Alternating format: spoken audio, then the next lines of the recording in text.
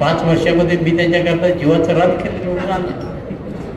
साधारण त्यांनी सांगावं की दिलीप मोहितला चहा पाजलाय, त्याच्या ऑफिसमध्ये कधी बोलवलंय, त्याच्या घरी कधी बोलवलं, कधी बैठक झाली, कधी चर्चा झाली.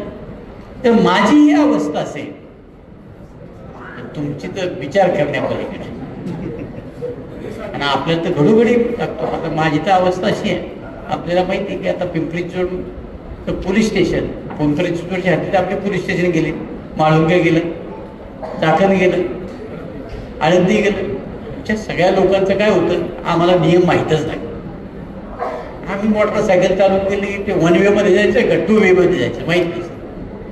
कधी गेली 2, 3, 4 मोटरसायकल बस, काही गाड्याच नाही ना, अडचण मानली. आणि मग पोलिसांनी पकडलं, पुन्हा जेटमध्ये ते अण्णा पकडले, सांगायचं साहेबाला. आम्ही सांगतो, यांनी कधी कोणाला सांगितलं सांगाल का तुम्ही मला? केलाय फोन तुम्ही? अडचण आली का? आणि माझा नाही उचललं तर तुमचा मग साधी अडचण बघा ना. आपल्याला दैनंदिन जीवनामध्ये जो कोणी मदत करतो, आपण सहज जो आपल्याला उपलब्ध होतो असा माणूस आपला, साधं सोपं घरीच मांडायचं. हा, आज मला सांगा, तुमच्या गावात प्यायला पाणी नाही, तुमच्या गावात लाईट नाही, तुमच्या गावात रस्ता नाही, आणि तुम्हाला मी सांगितलं रेल्वे, नॅशनल हायवे. तुम्ही म्हणाल बाबा माझ्या गावात प्यायला पाणी नाही त्याचं सांग, माझ्या गावात रस्ता नाही त्याचं सांग, तू माझ्या गावात कधी आला का त्याचं सांग. बरोबर आहे का नाही? आम्हाला त्या रोजच्या गोष्टीची त्याचा संबंध आहे, त्या गोष्टी आमच्या दृष्टीने फार महत्वाच्या आहेत.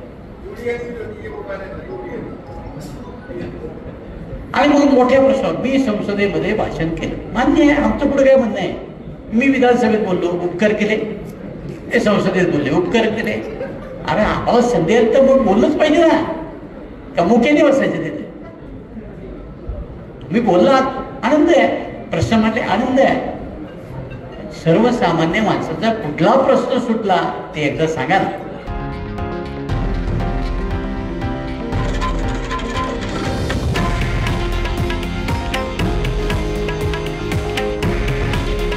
हे आहे देशातील नंबर 1 न्यूज नेटवर्क आणि आपण पाहत आहात TV9 मराठी. काळजी तुमची, हित महाराष्ट्राचं.